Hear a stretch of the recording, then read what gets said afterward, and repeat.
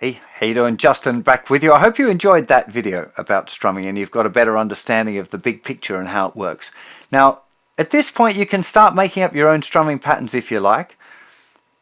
Probably the best way of learning new strumming patterns is when you encounter them in a song that you like, or feeling one out that kind of works really well for a song that you like.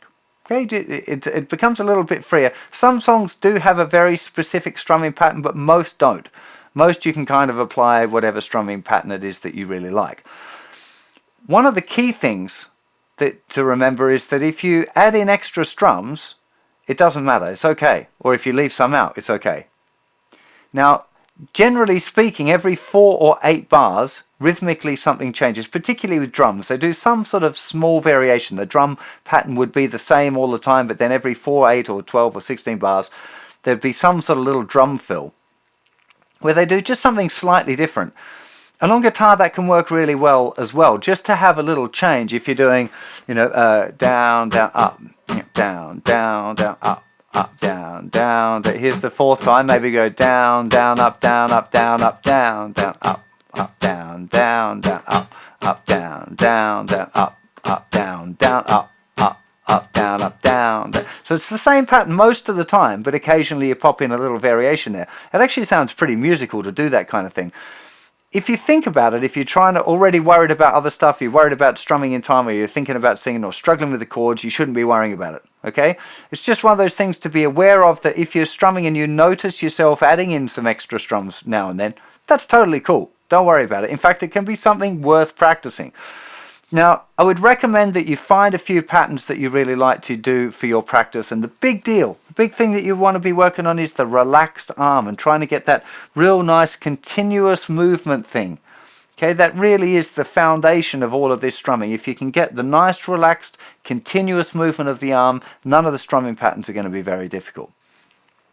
One nice one that I think that is the one that I worked on for this week was going down, up, up, up, up, down, up, up, which is 1 and 2 and 3 and 4 and 1 and 2 and 3 and 4 and 1 and 2 and 3 and 4 and down, up, up, up, up, down, up, up, up, down, up, down, up, up, and then just putting in some variations. That can be a really nice thing to practice.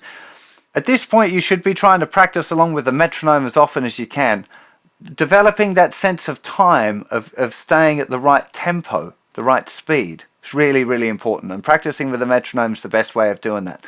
You also want to try and get that focus on the feeling of being relaxed with the metronome. So it's not like you're chasing it, it's not like you're anticipating it, you just got this feeling of sitting comfortably with the click. It's the same as the feeling that you'd get playing with a drummer. Okay, it's a little bit more mechanical feeling because it's a metronome and it's very precise, but you should still have a relaxed feeling. It's not about it being robotic, it's about it feeling good. And the way to do that is to relax into it. Just work on, you've got to concentrate on the metronome, but as soon as you're kind of with it, you want to try and relax your whole feeling. Your whole personality should be relaxed and trying to sit with it. Okay, it's almost, I keep using this word try to, but it's about not trying. It's about just letting it happen. And it's kind of it's one of those things, it's a really difficult thing to teach. But I think if you concentrate on being relaxed and trying to make it feel nice, that's the best way to find that thing on your own. But some of that is your own personal journey as well. Just a little thing as well to start being aware of is dynamics, which is how hard and how soft you strum. Now, we're going to talk about this a lot more during the course a little later on. But just starting to be aware of how hard you're hitting, and the fact that you can choose to hit louder and softer when you strum can be a really valuable thing. A nice just a little exercise just to try, we're going to be doing more of this later on, is just strumming normal and then see how soft you can go. Keeping the tempo roughly the same. Then back to normal and how loud you can go. And then back to normal. How soft you can go. Now a lot of this is how you hold the pick. So something just to be aware of, when you want to play really softly, you have to hold the pick really lightly. And if you're holding the pick really lightly, it moves around more. It's more likely to fall out of your fingers. But you'll find that with a bit of practice, your fingers will kind of find a way of manipulating the pick. It'll happen by itself. Sometimes it's this middle finger that gets involved with just kind of controlling where the tip is. Sometimes it's just a little wobble of the first finger and the thumb that kind of manipulates it. But don't worry about it too much. You will find that it'll kind of sort itself out, but be aware that there's going to be a little bit of movement there. I often see beginners kind of stop and have to rejig with their other hand and move the pick. But you want to try and learn to do it within that pick in hand, just to be able to manipulate it if it falls out of place from holding it too lightly.